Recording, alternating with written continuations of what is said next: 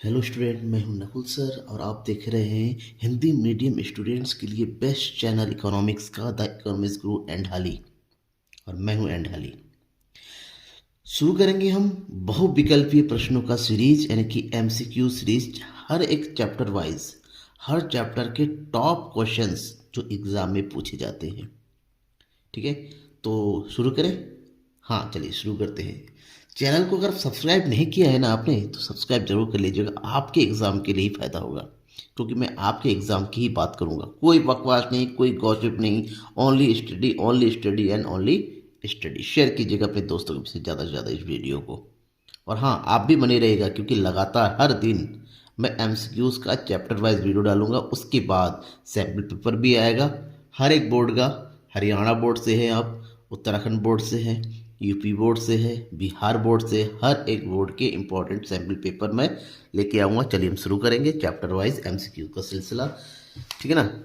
Chapter first में जो MCQs में लेके आया हूँ, टॉप 20 क्वेश्चन हैं इसमें। ठीक है ना। और लास्ट के 5 क्वेश्चन ऐसे क्वेश्चन हैं जो एग्जाम में हर साल लगभग लगभग पूछे जाते हैं हर एक बोर्ड में। पहला क्वेश्चन है, किसने कहा था कि अर्थशास्त्र धन का विज्ञान है? किसने कहा था कि अर्थशास्त्र धन का विज्ञान है? और आपके सामने ऑप्शन दिया हुआ है professor Marshall, Robinson, Adam Smith और जेके मेहता। तो राइट आंसर क्या है? तो राइट आंसर है professor Adam Smith. Adam Smith को ही जो है अर्थशास्त्र के क्या कहा जाता है? जनक कहा जाता है, या अर्थशास्त्र के पिता कहा जाता है। ठीक है ना। पहला क्वेश्चन का जवाब मिल गया आपको। क्वेश्चन नंबर 2 इंपॉर्टेंट क्वेश्चन है। सबसे पहले माइक्रो शब्द का प्रयोग करने वाले कौन हैं? सबसे पहले माइक्रो शब्द का प्रयोग करने वाले कौन हैं? Then the right answer is Marshall, Boulding, Keynes और रैगनर फिश।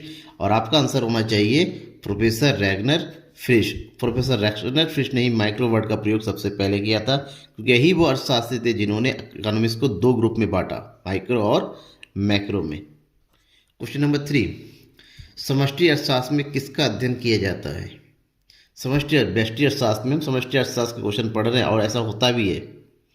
तो हमें पता होना चाहिए कि समष्टि अर्थशास्त्र के चर कौन कौन से हैं। राष्ट्रीय आय ऑप्शन ए, ऑप्शन बी पूर्ण रोजगार, ऑप्शन सी कुल उत्पादन और ऑप्शन डी उपरोक्त सभी।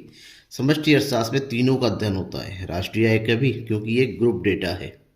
ऐसे में इसका जो राइट आंसर होगा वो है उपरोक्त सभी, यानी कि option number D. Question number 4, किसके अनुसार अर्थशास्त्र मानव कल्याण का शास्त्र है?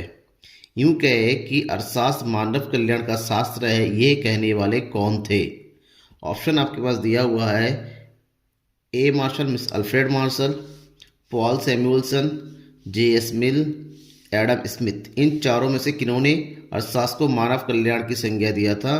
तो आपका राइट आंसर होना चाहिए, अगर आपको पता है और आप बताने वाले हैं तो सही बताएंगे। Right answer is A, professor Marshall ने जो अर्थशास्त्र को मानव कल्याण की संज्ञा दिया था।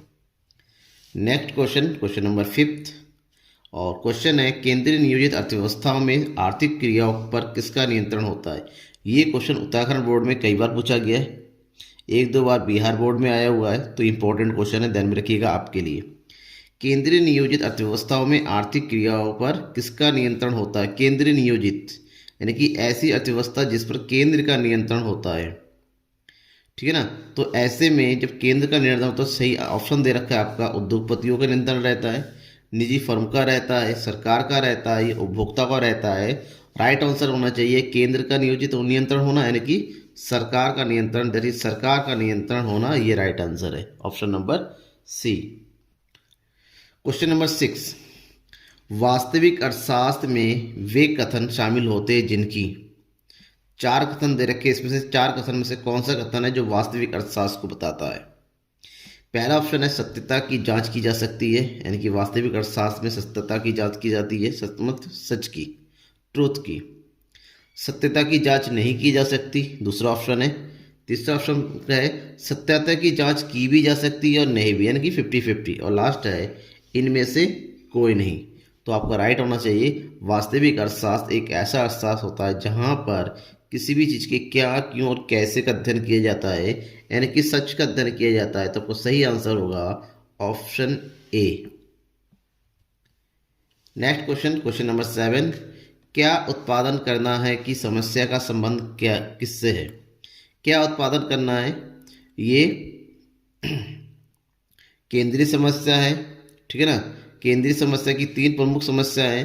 क्या उत्पादन करना है, कैसे उत्पादन करना है और किसके लिए उत्पादन करना है। तो पहली समस्या है, इसका संबंध किसमें से है? तकनीक के चयन से होता है, ऑप्शन बी आय के वितरण से होता है, ऑप्शन सी वस्तुओं तथा सेवाओं के बाजार मूल्य से होता है और ऑप्शन डी वस्तुओं व सेवाओं के चयन से होता है। तो क्या उत्पादन करना है, इसको मैंने अपने वीडियो में बताया था, चैप्टर नंबर फर्स्ट का ये है क्वेश्चन है। तो उसमें यह है कि क्या उत्पादन करना है। वास्तव में ये जो चयन है ये चुनाव की समस्या है, और चुनाव की समस्या इसका मतलब कौन सा ऑप्शन आएगा? वस्तुओं व सेवाओं के चयन से। Option number D is your right answer. Question number 8, निम्न में से किस आधार स्तंभ पर आर्थिक समस्याओं का ढांचा खड़ा है? यानी कि जो आर्थिक समस्याएं हैं, समस्याओं का उत्पन्न होने का प्रमुख कारण इसमें से कौन कौन सा है? ऑप्शन दिया हुआ है, ए असीमित आवश्यकताएं, ऑप्शन बी सीमित साधन, ऑप्शन सी ए और बी दोनों, और ऑप्शन डी इनमें से कोई नहीं। ध्यान में रखिएगा, किसी भी अर्थव्यवस्था की सबसे प्रमुख जो समस्या है वो इसी बात से है कि उस अर्थव्यवस्था में उत्पादन के साधन सीमित होते हैं, लोगों की आवश्यकता असीमित होती है। इन दोनों के कारण ही आर्थिक समस्याओं का उत्पन्न होता है, जनक होता है। तो ऐसे में हमारा जो राइट आंसर होगा ऑप्शन नंबर सी, यानी कि ए और बी दोनों। नेक्स्ट क्वेश्चन है क्वेश्चन नंबर 9, साधन की प्रमुख विशेषताएं कौन सी होती? साधन, साधन मतलब कारक, ठीक है। उत्पादन के जो साधन होते हैं जैसे भूमि है, पूंजी है, उद्यम है, ठीक है, श्रम है, ये सब, इसकी प्रमुख विशेषताएं क्या होती है? साधन की प्रमुख विशेषताएं हैं, ऑप्शन दिया हुआ है, यह मानव आवश्यकता की तुलना में सीमित है, ऑप्शन बी इनका वैकल्पिक प्रयोग संभव है, ऑप्शन सी ए और बी दोनों, ऑप्शन डी इनमें से कोई नहीं। ध्यान में रखिएगा, साधन, साधन हमेशा किसी भी अर्थव्यवस्था में हो कि कोई कहे, साधन हमेशा सीमित होते हैं। आपने पहले वाले क्वेश्चन में सीमित साधन, साधन सीमित होते हैं और साथ ही साथ उन सीमित साधनों के कई विकल्पों के रूप में प्रयोग कर सकते हैं। ऐसे में इस क्वेश्चन का राइट आंसर हमारा होगा ऑप्शन नंबर सी, ए और बी दोनों। क्वेश्चन नंबर 10, उत्पादन संभावना वक्र, शॉर्टकट में इसको हम PPCV बोलते हैं, प्रोडक्शन पॉसिबिलिटी कर्व। इसके बारे में दे रखा है, अक्ष की ओर नतोदर होती है, अक्ष की ओर उन्नतोदर होती है, अक्ष के समानांतर होती हैं, अक्ष के लंबवत होती है। पीपीसी बेसिकली जब हम कहते हैं देखें तो कुछ इस तरह से बना हुआ होता है, ऐसे ये होता है एक्स एक्स, ये हो गया वाई एक्स। तो देखने से क्या लग रहा है कि ये जो मूल बिंदु अक्ष की ओर है, ये अक्ष की ओर जो क्या होता है नतोदर होता है। उन्नतों का मतलब बाहर की ओर निकला हुआ, और नतोदर का मतलब होता है, सॉरी, उन्नतोदर का मतलब अंदर की ओर निकला हुआ, और नतोदर का नाम होता है अवनतोदर, यानी कि बाहर की ओर। देखने में क्या लग रहा है आपका कि ये अंदर की ओर एक्स अक्ष के साथ जुड़ा हुआ है और मूल बिंदु की ओर है। ऐसे में हमारा राइट आंसर जो होगा चारों ऑप्शन में से ऑप्शन नंबर बी होगा, अक्ष की ओर उन्नतोदर होती है, ठीक है। ये this is right answer. Next question है, सरकार निर्णय निर्माण प्रक्रिया में हस्तक्षेप नहीं करती है। यूं कहे किस अर्थव्यवस्था में सरकार का आर्थिक क्रियाओं में कोई हस्तक्षेप नहीं होता है? ऑप्शन है बाजार अर्थव्यवस्था में, केंद्रीय नियोजित अर्थव्यवस्था में, मिश्रित अर्थव्यवस्था में, उपरोक्त सभी। बाजार अर्थव्यवस्था मतलब ऐसी अर्थव्यवस्था जहां पर पूंजीपतियों के माध्यम से आर्थिक क्रिया संपन्न होती है।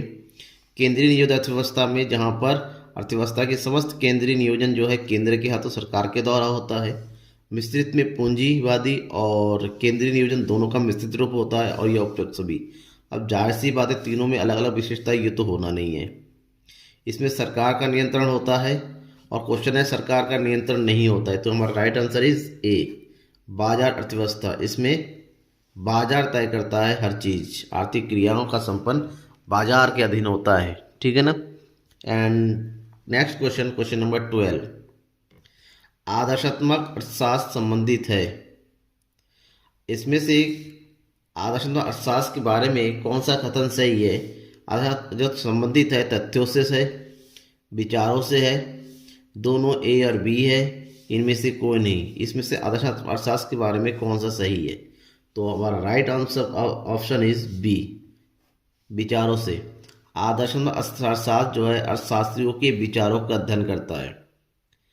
ठीक है ना। क्वेश्चन नंबर 13, एक समाजवादी अर्थव्यवस्था का मूल्य उद्देश्य क्या होता है? समाजवादी अर्थव्यवस्था ऐसी अर्थव्यवस्था जहां पर समाज का प्रमुख रोल होता है, सरकार के द्वारा अर्थव्यवस्था का नियंत्रण किया जाता है, नियोजन किया जाता है। तो इसके मुख्य उद्देश्य कौन सा है? पहला, अधिकाधिक उत्पादन, यानी कि उत्पादन की मात्रा अधिक से करना, अधिकतम करना। आर्थिक स्वतंत्रता मिली होती है यहाँ पर उत्पादक क्रियाओं को। लाभ कमाना इसका प्रमुख होता है। या फिर ऑप्शन डी, अधिकतम लोक कल्याण। तो समाजवादी अर्थव्यवस्था सरकार का उत्पादन करना इसका प्रमुख उद्देश्य होता है, लाभ कमाना नहीं होता है, अधिकतम उत्पादन करना नहीं होता है। तो राइट आंसर होगा अधिकतम लोक कल्याण, यानी कि option number D is right answer. उत्पादन संभावना वक्र का ढाल गिरता है। क्वेश्चन नंबर 14 है, उत्पादन संभावना वक्र। मैंने बताया था शॉर्टकट में क्या बोलते हैं, पीपीसी।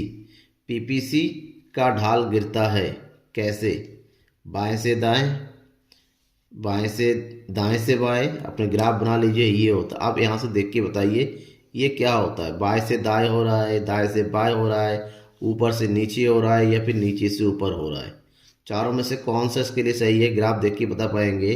नहीं बता पा रहे तो मैं बताता हूँ। ये ऊपर से नीचे, यानी कि ये होता है बाया, ये है दाया। दाएं, बाएं से दाएं नीचे की ओर गिरता हुआ होता है, यानी कि option number A is right answer. ठीक है। नेक्स्ट क्वेश्चन, व्यष्टि अर्थशास्त्र की शाखाएं कौन सी है? इसमें से कौन सा व्यष्टि अर्थशास्त्र की प्रमुख शाखाएं हैं?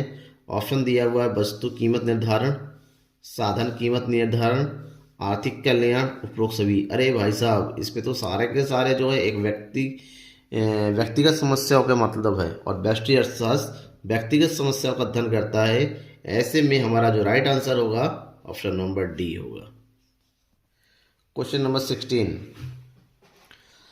आर्थिक क्रियाओं के अध्ययन के संदर्भ में अर्थशास्त्र को दो शाखाओं व्यष्टि और समष्टि में किसने विभाजित किया? जब मैं एक से तीसरा क्वेश्चन बता रहा था तो मैं डिस्कस कर रहा था कि हमारे जो अर्थशास्त्र की जो शाखाएं हैं उसको दो प्रमुख वर्गों में बांटा गया शाखाओं में, एक व्यष्टि अर्थशास्त्र, एक समष्टि अर्थशास्त्र में।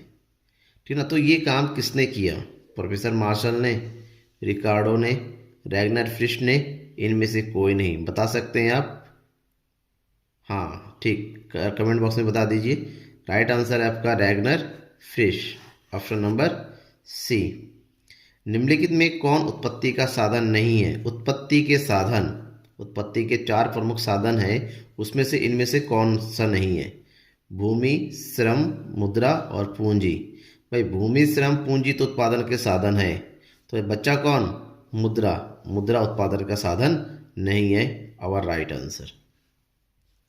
नेक्स्ट क्वेश्चन है, पीपीसी एक सीधी रेखा होती है। पीपीसी एक सीधी रेखा होती है, कब होती है? ऑप्शन दिया हुआ है, बढ़ती सीमांत अवसर लागत की स्थिति में, घटती सीमांत अवसर लागत की स्थिति में, स्थिर सीमांत अवसर लागत की स्थिति में, और जब अवसर लागत जो है, सीमांत अवसर लागत जो है स्थिर हो, कोई परिवर्तन नहीं उस स्थिति में। इनमें से कोई नहीं। तो राइट आंसर होगा, ध्यान में रखिएगा, जब सीमांत अवसर लागत में कोई परिवर्तन नहीं होता है, स्थिर होता है, तब हमारी पीपीसी जो है सीधी रेखा होती है। क्वेश्चन नंबर 19, रूपांतरण वक्र का आकार परिवर्तित होता है। रूपांतरण वक्र का आकार परिवर्तित होता है, कब होता है, कैसे होता है, क्यों होता है? ऑप्शन दिया, सीमांत अवसर लागत के कारण होता है, कुल लागत के कारण होता है, अवसर लागत के कारण होता है, इनमें से कोई नहीं। आपको बताना है कि रूपांतरण वक्र यानी कि प्रतिस्थापन वक्र जो होता है वो कैसे परिवर्तित होता है। तो राइट आंसर इज ए, सीमांत अवसर लागत के कारण। एंड लास्ट क्वेश्चन है चैप्टर नंबर 1 का, और बहुत ही इंपॉर्टेंट क्वेश्चन है, उस वक्र का नाम बताइए जो आर्थिक समस्या को दर्शाता है। आर्थिक समस्या को दर्शाने वाला वक्र कौन सा है? उत्पादन वक्र, मांग वक्र, उदासीनता वक्र, उत्पादन संभावना वक्र। तो याद रखिए, रट लीजिए, दिमाग के अंदर डाल लीजिए कि आर्थिक समस्या को बताने वाला वक्र हमेशा कौन है? उत्पादन संभावना वक्र यानी कि PPC। आशा करता हूँ आपको मज़ा ज़रूर आया होगा वीडियो को देख के, आपको लगा होगा कि हाँ कुछ इंपॉर्टेंट क्वेश्चन मिले हैं। अगर ऐसा लगता है आपको आपको वीडियो से काफ़ी नॉलेज मिली हुई है तो ज़रूर शेयर कीजिए मेरे वीडियो दोस्तों के बीच में, ठीक है ना। और वेट कीजिए नेक्स्ट वीडियो का जो अगले दिन आने वाला है। Thank you.